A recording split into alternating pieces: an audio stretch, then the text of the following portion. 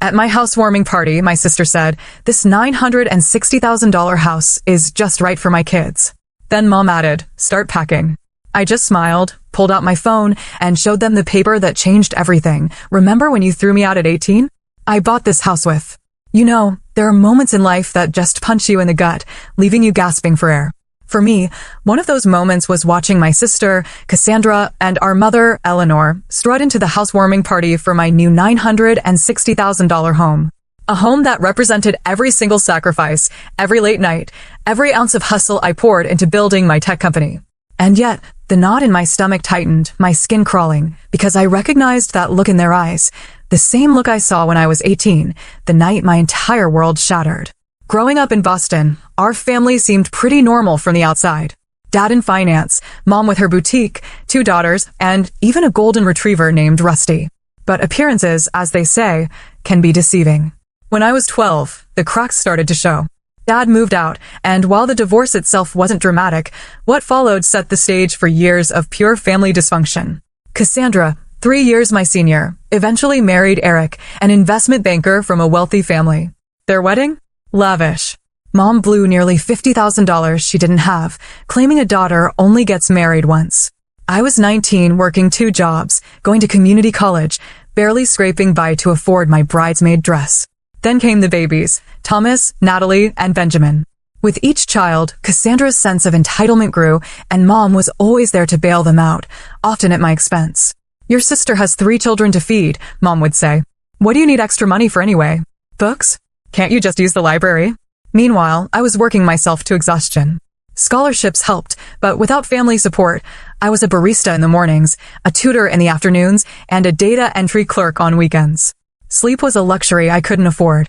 Dad, after moving to Chicago and starting a new family, became a distant echo. Mom, honestly, made it harder for him to stay connected with me, forgetting to tell me when he called or accidentally deleting his messages. But I persevered. While Cassandra posted perfect family vacation photos, I pulled all-nighters, coding, and studying. I graduated at the top of my class. Mom came to my high school graduation, but left early because Cassandra called. Thomas had a mild fever. I never complained. I just accepted this was my reality and became determined to build my own success on my own terms. I didn't need their approval. What I didn't expect was how dramatically everything would change on my 18th birthday. That night defined everything that followed, leading directly to the confrontation 14 years later. My 18th birthday was a Tuesday. I remember because I'd actually managed to get the evening off, a rare treat. I didn't expect a big celebration. Cassandra and Eric were expecting their 3rd, and all the family attention was on them. Still, turning 18 felt significant. I was legally an adult, finishing high school, and had partial scholarships to 3 universities. I got home from my tutoring job to find Mom and Cassandra at the kitchen table, buried in spreadsheets. They barely looked up. "Leftover lasagna in the fridge if you're hungry," Mom said, eyes glued to the papers. I heated a plate and joined them, curious. "What are you working on?" Mom glanced up. "Just figuring out some financial matters. Cassandra and Eric need a bigger house now that Benjamin's on the way." I nodded, used to these conversations. But then, a chill went through me. "Why do you have my college paperwork?" Cassandra sighed dramatically. "We might as well tell her, Mom." Mom straightened the papers and looked at me with that familiar expression, the one that always preceded me needing to make some family sacrifice. "Hazel, we need to discuss your college plans," she began.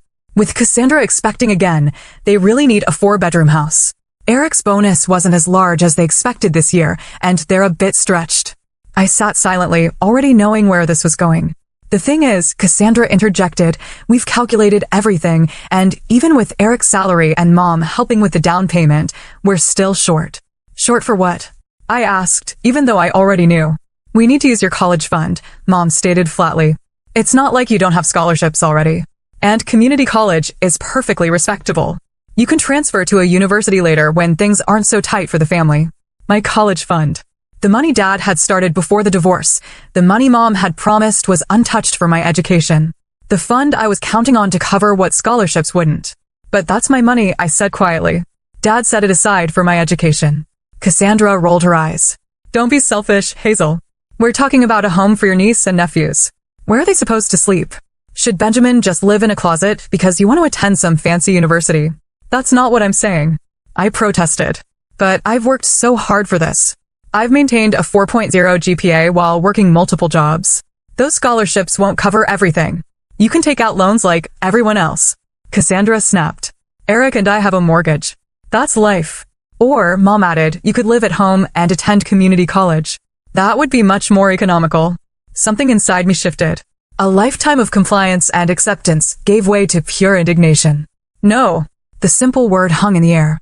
Mom blinked, unaccustomed to any resistance from me. Excuse me? No. I repeated, stronger this time.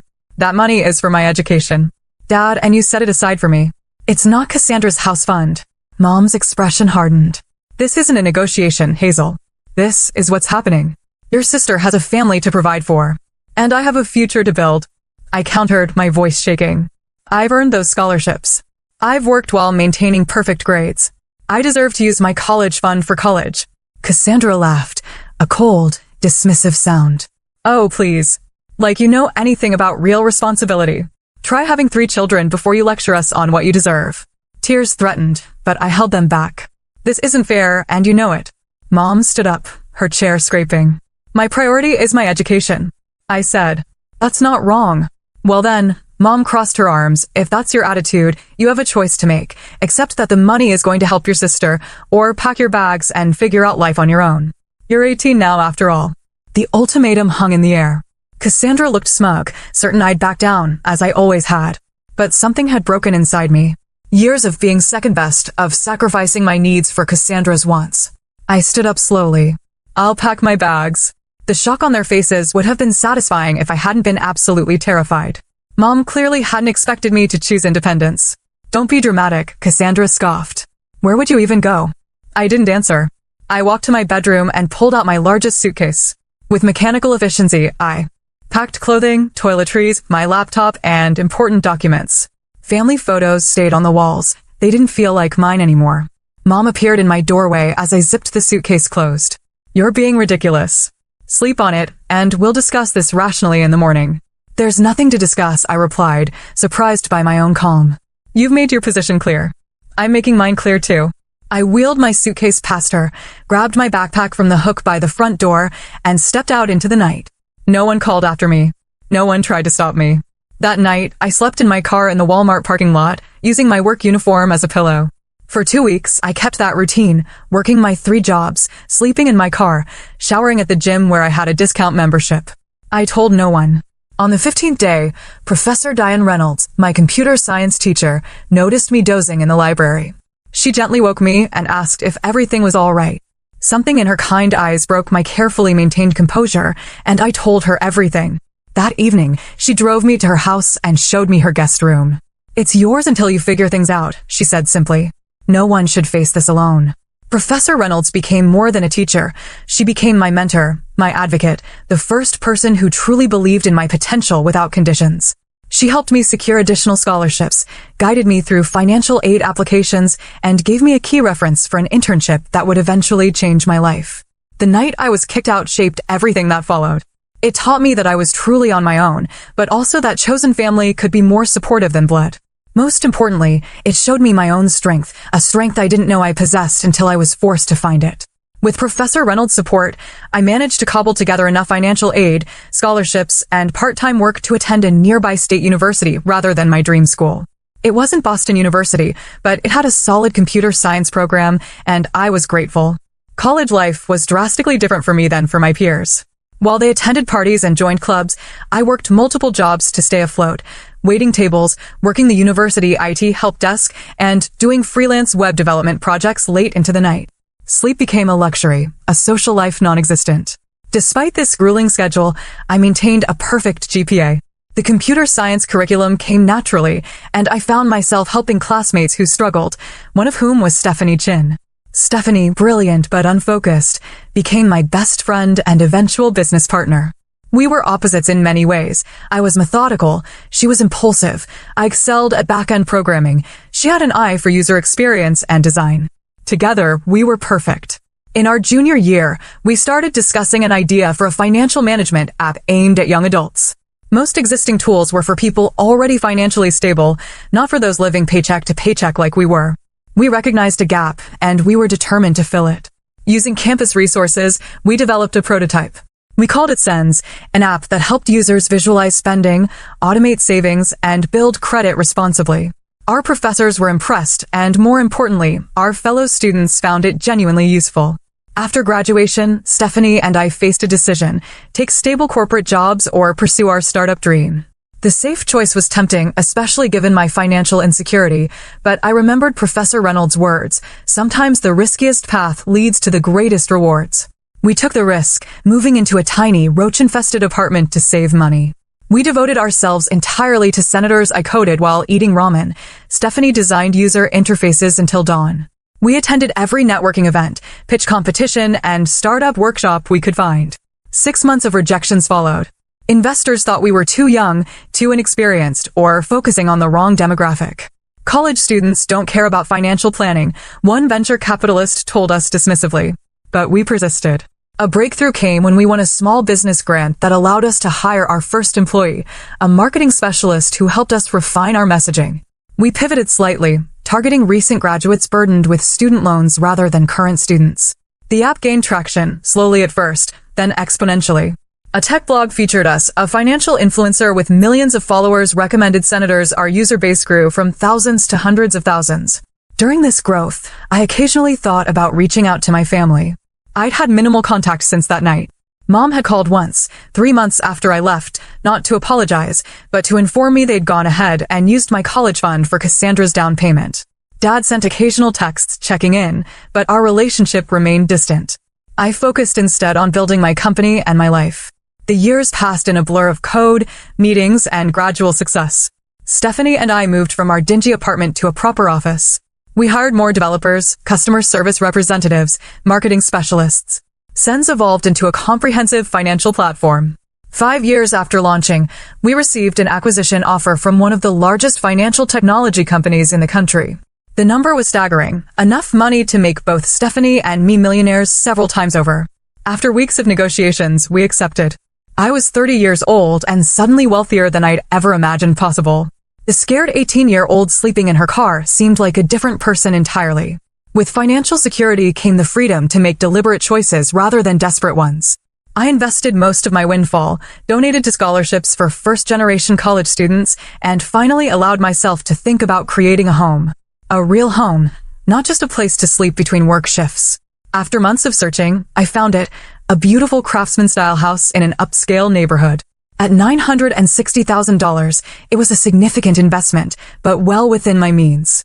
The 4-bedroom home had character and charm: hardwood floors, large windows, a wraparound porch, and a spacious backyard. It needed renovations, but I saw its potential immediately. As I signed the closing documents, I thought about the irony. 14 years ago, my college fund had been taken to help buy Cassandra a larger house. Now I was purchasing a home worth nearly $1 million through my own efforts. During the renovation, I received an unexpected message from my father. He'd seen news of Sen's acquisition online and wanted to congratulate me. Our conversation was awkward but opened a door. He explained that he'd lost track of me after I left and had been too ashamed to try harder to find me. He divorced again and moved back to Boston. Would I consider meeting for coffee? That coffee meeting was tense but healing. Dad apologized for his absence during my difficult years. He admitted to knowing about the college fund situation, but feeling powerless to intervene. I didn't forgive him immediately, but I appreciated his honesty. We agreed to work on rebuilding our relationship slowly. During our conversation, he mentioned Cassandra and Eric were having financial troubles again. Apparently, they'd had to downsize after Eric's company underwent restructuring. Mom was still supporting them however she could. They don't know about your success, Dad said. I haven't told them. I nodded, unsure how I felt about that. Part of me wanted them to know, to see that I'd succeeded despite their lack of support. Another part preferred my accomplishments to remain private. As my house renovations neared completion, I decided to host a housewarming party. After some consideration, I added my family to the guest list. Stephanie thought I was setting myself up for disappointment, but I felt it was time to close that chapter of my life, one way or another. I sent formal invitations to Dad, Mom, Cassandra, and Eric. Dad responded immediately with acceptance. Mom called, surprised but agreeable.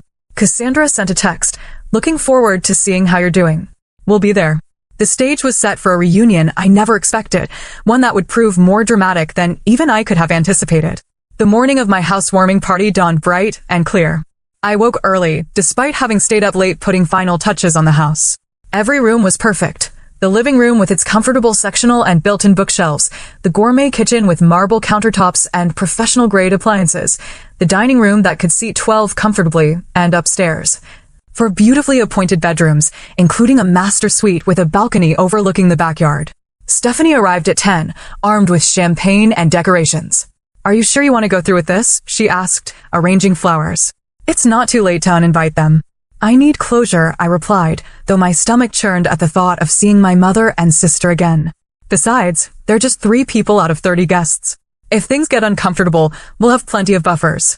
The caterers arrived at noon, setting up stations throughout the first floor. By 3, everything was ready: food, drinks, music, and my nerves on edge. My colleagues from the tech world arrived first, followed by neighbors. Professor Reynolds came with her husband, embracing me warmly and whispering how proud she was. Friends from college, industry connections, and my financial advisor rounded out the early arrivals. At 4:30, the doorbell rang again. I opened it to find my father standing awkwardly on the porch, a gift bag in hand. "Dad," I said, the words still feeling strange. "Hazel," he replied, his eyes taking in the house behind me. "This is impressive." I invited him in, giving him a brief tour while introducing him to a few guests. He seemed genuinely pleased to see how well I was doing, if somewhat out of place among the successful professionals who filled my home. "Your mother and sister should be here soon," he mentioned. They were planning to come together. I nodded, refilling my water glass to hide my nervousness. "And how are they?" Dad hesitated. "Managing Eric's job situation has been tough on them. They sold their house last year and moved to a townhouse. Eleanor, your mom, helps with the kids a lot." Before I could respond, Stephanie appeared at my elbow.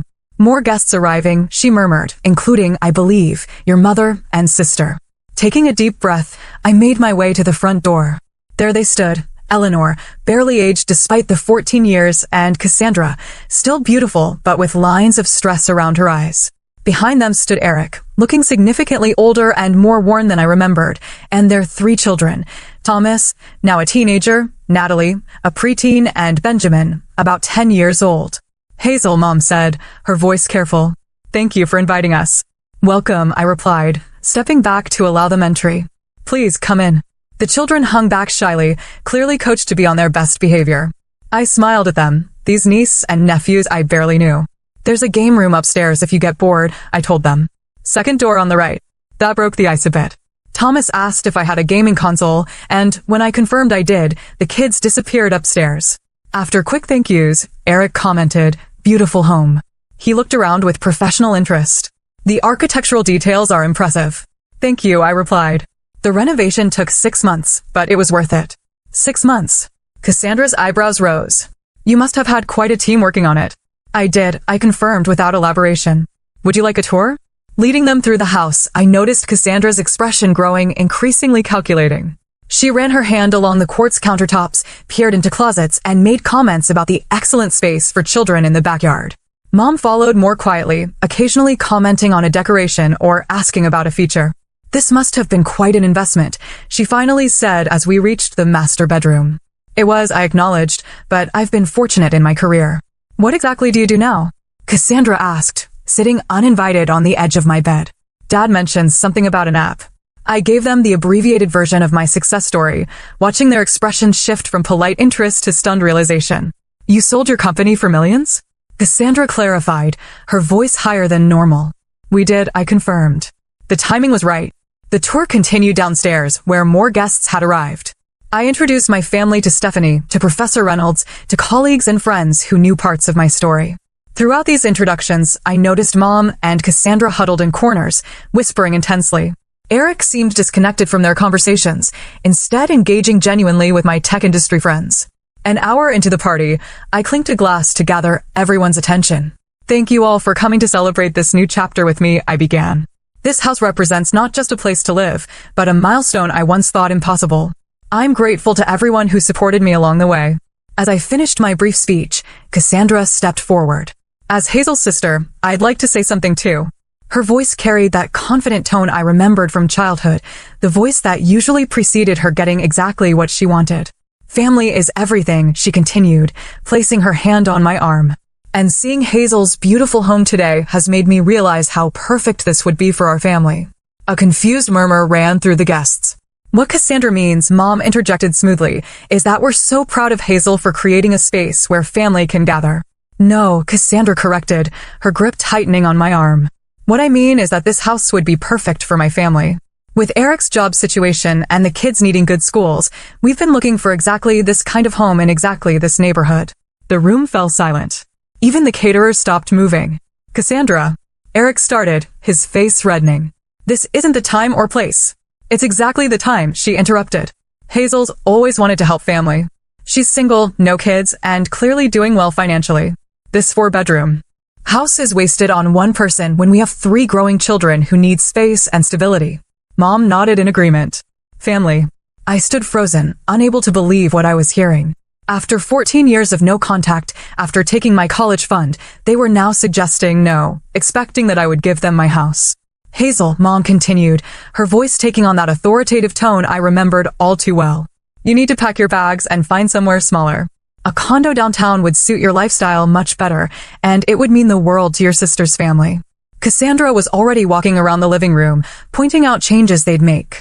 Thomas could take the bedroom with the bay window, Natalie would love the purple room, and Benjamin would have so much space for his toys in the smallest bedroom. Mom joined in. After all Cassandra's been through, she deserves this. It's the least you could do as her sister. The room had gone completely silent. My guests looked between us in horrified fascination. Stephanie had moved to my side, her presence supportive but silent. I took a deep breath, feeling strangely calm despite the outrageous scene unfolding. I have something to show you, I said quietly, retrieving my phone. Using the smart home system, I connected my phone to the large television in the living room. With a few taps, I pulled up a document and projected it onto the screen. What's this? Cassandra asked impatiently. This, I replied, is a restraining order I filed 14 years ago after you kicked me out on my 18th birthday. The room fell into stunned silence as the legal document displayed on the screen. Even the caterers stood frozen, trays in hand. What are you talking about? Mom's voice broke the silence, a mixture of confusion and indignation. We never kicked you out. You chose to leave. I kept my voice level. Years of carefully maintained composure serving me well. You gave me an ultimatum on my 18th birthday, except that my college fund would go to Cassandra's down payment, or pack my bags. I packed my bags. You didn't stop me. That was a disagreement, not an eviction. Cassandra scoffed, though her eyes remained fixed on the document. You are being dramatic. I slept in my car for 2 weeks, I replied simply. In February. In Boston. A murmur ran through the gathered guests. Dad stepped forward, his face ashen. I didn't know it was that bad, he said quietly. You never told me. Would it have mattered? I asked. He had no answer for that. I swiped to the next document on my phone. This is more interesting though. This is why I filed the restraining order.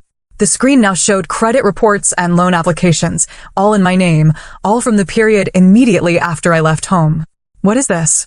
Eric asked, moving closer to the screen, his financial background allowing him to understand what he was seeing before the others. After I left, someone opened 3 credit cards and took out a personal loan in my name, I explained. They had my social security number, my birth certificate, and enough personal information to pass security questions. The total debt was just over $45,000. Mom's face had gone white. Cassandra suddenly became very interested in her wine glass. Fortunately, I continued. The detective who helped me was thorough. The credit cards were used at stores Cassandra frequented. The loan money was deposited into an account that then transferred the exact amount to your joint checking account, Eric. Eric turned slowly to face his wife. You told me that money was from your mother. A gift to help with the down payment. It was. Cassandra insisted. Mom helped arrange it. By committing identity theft against your own daughter? Professor Reynolds spoke up, her academic demeanor giving way to protective anger. That's a felony, in case you weren't aware. I'm sure there's been some mis. This is the police report I filed, I interrupted, pulling up another document. I had enough evidence to press charges for identity theft and fraud. The detective was particularly interested in this loan application. I zoomed in on a signature where someone attempted to forge my signature, but spelled my middle name incorrectly. Cassandra's hand shook so badly she had to set down her wine glass. If you filed charges, why weren't we arrested? She challenged, though her voice lacked conviction. Because I didn't pursue it, I answered simply. I was 18, terrified, and despite everything, you were still my family. So I made a deal with the detective. I would pay off the fraudulent debts myself if they documented everything, but held off on prosecution. I swiped to another document. This is proof of payment. Every cent of that $45,000, plus interest, paid by me over 3 years while I was putting myself through college, working 3 jobs, sleeping 4 hours a night, eating ramen noodles to survive, while paying off debt I never incurred. Eric looked physically ill. I had no idea, he said, his voice barely audible. Cassandra told me her parents were helping with the down payment as a gift. Just one parent, I corrected gently. And it wasn't a gift. It was theft. Mom finally found her voice. You're twisting everything to make yourself the victim, she accused. We've always done everything we could for you. Sometimes families need to make hard choices for the greater good. The greater good? Dad's voice rose unexpectedly. Eleanor, she was 18. Our daughter. And you stole from her. Mom turned on him. Don't you dare judge me, Michael. You walked away. You left me to handle everything. I left you, not our daughters, he retorted. And I certainly didn't authorize you to steal Hazel's college fund or commit fraud in her name. I knew about the college fund, he admitted, turning to me. I'm sorry I didn't fight harder for you, but the credit cards, the loan. I had no idea. I nodded, accepting his partial apology for what it was. Cassandra, seeing support crumbling, changed tactics. It was a difficult time, she said, tears welling in her eyes. We had a baby, needed a home. Mom was just trying to help us. And you weren't around to ask. If you'd stayed, communicated, maybe things would have been different. Maybe, I acknowledged. But that doesn't justify fraud. I swiped to another document. This might interest you too, Eric. While investigating the identity theft, I discovered quite a bit about your family finances. These are records of 6 failed business ventures Cassandra invested in without your knowledge, using joint funds. The total losses exceeded $200,000 over 8 years. Eric's face drained of color. What business ventures? Her college friend Megan's clothing boutique, her cousin's restaurant, a subscription box service for luxury pet products, among others I listed. All failed within a year. All received substantial investments from your family accounts. Those were personal loans to friends. Cassandra protested weakly. They were going to pay back everything with interest. Is that why you hid the paper? The room had become uncomfortably tense. Guests were looking for exits, unsure whether to stay for this clearly private family meltdown. I think I said clearly that we've gotten off track. You came here today to claim my home for yourselves, based on the assumption that I would once again sacrifice my needs for Cassandra's wants.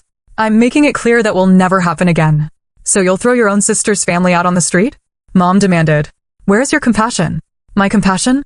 I laughed, though there was no humor in it. Where was your compassion when I was sleeping in my car in winter? Where was your compassion when you stole my identity and left me with crushing debt before I'd even started college? Mom opened her mouth, then closed it again. I'm not throwing anyone out on the street, I continued, more gently. But I'm not giving up my home. If you need financial help, I'm willing to discuss setting up education funds for Thomas, Natalie, and Benjamin. They're innocent in all this, and I'd like to know my niece and nephews. We don't need your charity. Cassandra snapped, though Eric's expression suggested otherwise. It's not charity, I replied. It's family helping family the right way. Mom grabbed her purse. I think we've heard enough. Cassandra, children, we're leaving. The children are upstairs playing video games, I reminded her. And I think Eric might want to stay. Eric nodded slowly. I need to understand exactly what's been happening with our finances, he said. Kids will be fine for a while longer. Fine. Mom snapped. Cassandra, let's go. As they moved toward the door, Stephanie stepped forward. I think that's best. This is supposed to be a celebration of Hazel's new home, not a venue for attempted property theft. Mom's face flushed dark red. How dare you? This is a family matter. Yes, Stephanie agreed. And Hazel's chosen family is here to support her. You might want to think about what real family support looks like before you return. After they left, the party slowly regained its momentum, though conversations inevitably centered on the dramatic confrontation. Eric remained, speaking quietly with my financial advisor in a corner, occasionally glancing at his phone as though seeing texts from Cassandra. Later, as guests began to leave, he approached me. I owe you an apology, he said formally. I had no idea about the identity theft or the investments. I knew about the college fund, but Cassandra told me you had agreed to it. Would it have mattered if you'd known the truth? I asked. He considered this. I'd like to think so. But honestly, I was different then. Success and money were all that mattered. He glanced around the room. Looking at what you've built on your own, I realize how misguided my priorities have been. What will you do now? I asked. Have a very difficult conversation with my wife, he replied grimly. And probably contact a divorce attorney. The financial deceptions are too significant to ignore. I felt a surprising pang of sadness for my sister. For all her flaws, I never wished for her marriage to end. I meant what I said about education funds for the children, I told him, regardless of what happens between you and Cassandra. He nodded gratefully. They'd like to know their aunt, especially Thomas. He's interested in programming. After Eric left to collect the children, Stephanie and I began cleaning up. Well, she said, loading glasses into the dishwasher, that was the most dramatic housewarming I've ever attended. I laughed, feeling lighter than I had in years. Not exactly the closure I expected, but closure nonetheless. Do you think they'll try to contact you again? She asked. Mom and Cassandra? Eventually. When they need something, I closed the dishwasher and straightened up. But next time, I'll be prepared. No more doormat Hazel. As the last guest departed and quiet settled over my new home, I walked through each room, appreciating what I'd built. Not just the physical structure, but the life it represented. A life earned through perseverance, hard work, and the courage to stand up for myself when it mattered most. The days following the housewarming were surprisingly peaceful.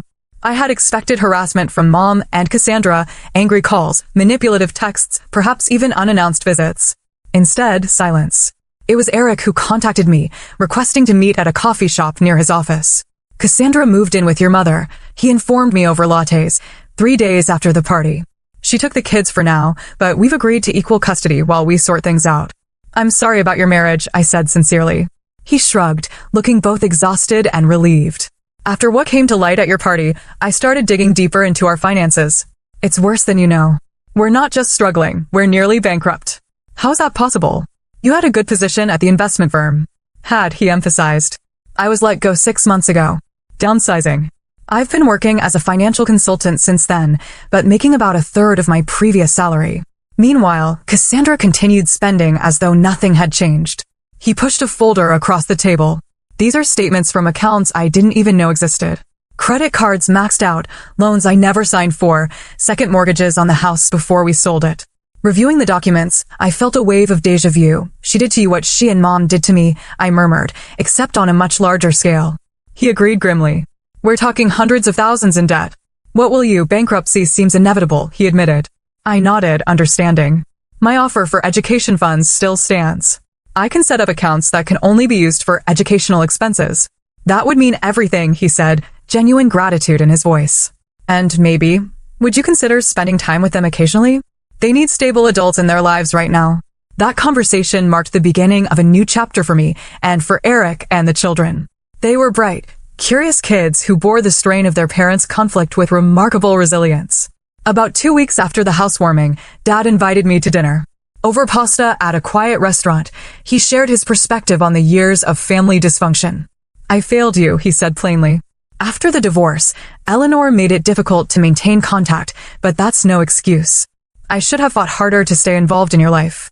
Why didn't you? I asked, the question I'd held for 14 years finally finding voice. He sighed deeply. Partly guilt. The divorce was my fault. I had an affair with my second wife before leaving. Eleanor knew, and she used that as leverage to control everything, including access to you girls. This revelation shifted my understanding of our family dynamics, though it didn't excuse his absence. I also failed to protect your college fund, he continued. It was in a joint account with Eleanor. I trusted her to use it appropriately despite our problems. When I found out what happened, I was too ashamed to confront you about it. You could have helped me, I pointed out, when I was sleeping in my car. I didn't know, he insisted. Eleanor told me you'd moved in with a friend from school. By the time I learned otherwise, months had passed, and you'd stopped responding to my messages. We talked for hours that night, untangling years of misunderstandings, half-truths, and outright lies. Dad wasn't blameless, but I came to understand he had been manipulated by Mom. Almost as much as I had been. Your mother wasn't always like this, he explained. After Cassandra was born, something changed. She became obsessed with creating a perfect life for her, often at your expense. I tried to balance things to advocate for you, but it only created more conflict. Why the favoritism? I asked, the question that had haunted my childhood. He considered this carefully. I think Cassandra reminded Eleanor of herself. The self she wanted to be: beautiful, socially adept, traditional. You were more like me, analytical, independent, questioning. And I think that scared her. 2 days after my dinner with Dad, I received the first contact from Cassandra, a lengthy email that oscillated between apology and justification. She acknowledged the identity theft, but blamed financial desperation and Mom's influence. She expressed regret for the housewarming confrontation, but maintained that her family's needs should take priority over my extravagance. Classic Cassandra, Stephanie commented when I showed her the email, apologizing without actually accepting responsibility. At least she's acknowledging what happened, I replied, more generous now that I was safely beyond her manipulation. That's progress. Mom's approach was more direct. She began calling daily, leaving voicemails that evolved from angry accusations to tearful pleas. Families should forgive each other, she insisted in one message. We made mistakes, but so have you, by embarrassing us in front of your friends. I didn't respond to either of them immediately, focusing instead on establishing clear boundaries with my therapist, Dr. Jennifer Blake. Your mother and sister exhibit classic patterns of manipulative behavior, Dr. Blake observed during one session. They're used to you eventually giving in. Your continued boundary setting is unfamiliar and threatening to them. I feel guilty sometimes, I admitted, especially about the kids being caught in the middle. That's natural, she assured me. But remember, you're modeling healthy boundaries for those children, and you're supporting them directly through the education funds and quality time. That's genuine family support, not the conditional kind you received. As weeks passed, the situation with Eric and Cassandra deteriorated further. Their divorce proceedings revealed even more financial deceptions. Eric filed for bankruptcy as planned. Cassandra and the children continued living with Mom, whose modest home was now overcrowded and tense. 6 months after the housewarming, Eric secured a better position at a smaller firm and rented a 3-bedroom apartment. The custody arrangement gave him the children every other week. During his weeks, I would often visit, helping Thomas with programming projects or simply providing another supportive adult presence. It was during one of these visits that Eric mentioned Cassandra had begun therapy. Her therapist suggested it might help with the divorce and financial issues, he explained. I'm skeptical about her commitment, but it's a start. Around the same time, I finally agreed to meet with Mom for coffee. The conversation was strained but civil. She had aged visibly in the 6 months since the party. Living with Cassandra and the children is challenging, she admitted. There's no privacy, no peace. And her spending habits. She trailed off, shaking her head. You enabled those habits, I pointed out gently. I wanted her to have everything I didn't, Mom replied, a rare moment of self-awareness. I grew up poor, wore hand-me-downs, never had the nice things other girls had. I swore my daughter would have better. You had 2 daughters, I reminded her. She had the grace to look ashamed. I know. I convinced myself you were stronger, more independent, that you didn't need the same support. It wasn't a full apology, but it was as close as I'd ever get. This pattern of financial manipulation, spanning decades, helped me understand that Mom's behavior wasn't just about favoritism. It reflected deeper issues with control, entitlement, and perhaps undiagnosed mental health challenges. Meanwhile, Cassandra's journey through therapy seemed to be yielding genuine growth. Our monthly lunches with the children evolved from awkward to cautiously pleasant. She found a job as an administrative assistant at a local company, her first real employment since marriage, and moved into a small apartment when living with Mom became unsustainable for both of them. I never learned to stand on my own, she confessed during one of our meetings. Mom did everything for me, then Eric took over. When everything fell apart, I had no idea how to function independently. Watching her struggle with basic adult responsibilities, budgeting, meal planning, home maintenance, I felt an unexpected compassion. Cassandra had been as much a victim of Mom's dysfunction as I had been, just in a different way. Her golden child status had crippled her ability to develop resilience and self-sufficiency. The children adapted to their new reality with remarkable flexibility. Thomas, now 11, thrived in the coding club I connected him with. Natalie discovered a passion for science that neither Cassandra nor Eric had noticed. Benjamin's dinosaur obsession evolved into a broader interest in natural history. I established college funds for each of them, structured so the money could only be used for educational purposes, a protection against history repeating itself. Eric and I developed an unexpected friendship built on mutual respect. He had faced the financial disaster head-on, slowly rebuilding his credit and career while being a more present father than he'd ever been during his marriage. The bankruptcy was humiliating, he admitted, this more authentic version of Eric. Not all relationships could be salvaged, however. Mom continued to resist true accountability, oscillating between superficial apologies and subtle justifications. During one particularly difficult lunch, she suggested that my success was partially due to her tough love approach. If we hadn't pushed you out of the nest, would you have developed the same drive? She mused, as though my homelessness had been a calculated teaching moment rather than abandonment. I set down my fork carefully. That's like saying abuse makes people stronger. Some survive despite it, not because of it. I succeeded in spite of how you treated me, not because of it. She changed the subject quickly, uncomfortable with direct confrontation, as always. These moments reinforced Dr. Blake's assessment that while Mom might improve her behavior to maintain contact, true remorse or insight might never come. Some people aren't capable of the depth of self-reflection necessary for genuine change, Dr. Blake explained. You can adjust your expectations accordingly and decide what kind of limited relationship, if any, serves your well-being. By the time my house's 1-year anniversary approached, I had established clear parameters for family interaction, monthly lunches with Cassandra and the children, occasional coffees with Mom, regular dinners with Dad, and more frequent time with the kids during Eric's custody weeks. To mark the occasion, I hosted a small gathering, a deliberate contrast to the previous year's dramatic housewarming. Stephanie brought her new fiancé. Professor Reynolds and her husband attended. Dad came with Laura, their relationship now serious. Eric brought the children for a few hours. Even Cassandra made a brief, pleasant appearance. Mom was notably absent, her choice after I refused to invite certain toxic family friends she'd insisted should be included. It was a small but significant victory in maintaining my boundaries. As evening fell and guests enjoyed dessert on the patio, Thomas approached me with his laptop. "Aunt Hazel, can you look at my code? I'm trying to build a game, but the graphics won't render properly." We sat together on the porch swing, troubleshooting his JavaScript errors while fireflies blinked in the gathering dusk. The simple moment, an aunt helping her nephew, family supporting family in healthy ways, brought tears to my eyes that I quickly blinked away. "You okay?" Thomas asked, noticing my emotion. "More than okay," I assured him. "Just happier here." Later that night, after everyone had left, I walked through my home, truly mine in every sense. The house had become a sanctuary, not just from the outside world, but from the damaging family patterns that had nearly destroyed me. Within these walls, I had established new traditions, new relationships, and a new definition of family based on mutual respect rather than obligation or manipulation. My journey from sleeping in my car at 18 to owning this beautiful home at 32 wasn't just about financial success. It was about reclaiming my worth, establishing healthy boundaries, and building a life aligned with my values rather than others' expectations. The relationships with my family would likely always be complicated. Mom might never fully acknowledge the harm she'd caused. Cassandra's growth might have limits. Dad's efforts to make amends couldn't erase years of absence. But I no longer needed their validation or approval to feel complete.